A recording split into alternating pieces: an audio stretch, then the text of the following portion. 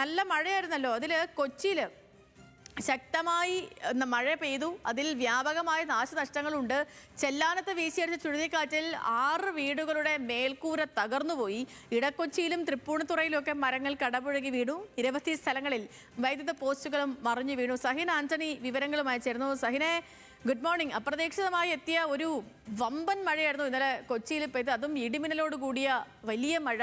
അതിൽ വ്യാപകമായ നാശനഷ്ടമാണ്. ഇപ്പം നമ്മൾ ഈ പറഞ്ഞതും മാത്രമല്ല, നമ്മുടെ ഇപ്പോൾ ഓഫീസിൻ്റെ പരിസരത്ത് തന്നെ വലിയ മരങ്ങളൊക്കെ ഒടിഞ്ഞു വീണു. കറണ്ട് ഉണ്ടായിരുന്നില്ല ഇന്നലെ രാത്രി. അപ്പോൾ അങ്ങനെ വലിയ പ്രശ്നങ്ങൾ ഉണ്ടായപ്പോൾ വ്യാപകമായ നാശനഷ്ടം ഉണ്ടായെന്ന് വിചാരിക്കുന്നു. ഇതിൽ ഏറ്റവും പ്രധാനം എനിക്കറിയേണ്ടത് ഈ ചെല്ലാനത്തെ കാര്യമാണ്. കാരണം ഒന്ന് മഴ പെയ്താലാണെങ്കിലും കാറ്റടിച്ചാലാണെങ്കിലും അവിടുത്തുകാരുടെ ജീവിതം കഷ്ടമാണ്.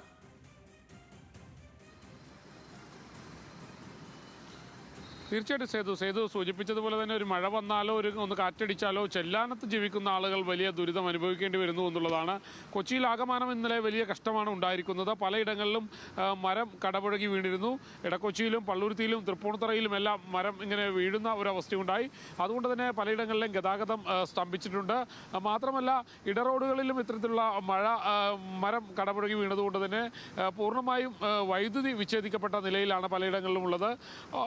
ഒന്ന് ചെല്ലാനത്ത് 6 വീടുകളാണ് ഇന്നലെ കേടുപാട് സംഭവിച്ചത്. ചുഴലിക്കാറ്റിൽ പല വീടുകളിലെ മേൽക്കൂര പറന്നുപോയി. അതുകൊണ്ട് തന്നെ ആളുകൾക്ക് താമസിക്കാൻ കഴിയാത്ത നിലയിലേക്ക് വീടുകൾ എത്തിപ്പെട്ടു എന്നുള്ളതാണ്. വീടുകൾ ഇടിഞ്ഞു പൊളിഞ്ഞു വീഴാറായ പല വീടുകളുമുണ്ട്.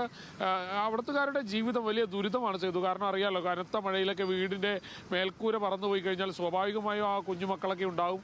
ഇവരെവിടെ എങ്ങോട്ടേക്ക് പെട്ടെന്ന് ഓടിപ്പോകാനാണ് ഈ മക്കളേക്ക് എടുത്തുകൊണ്ട്. ഇത് ചെല്ലാനത്തുകാർ അനുഭവിക്കുന്ന ദുരിതം നാളേറെ അതിപ്പോഴും തുടർന്നുകൊണ്ടിരിക്കുന്നു എന്നുള്ളതാണ്.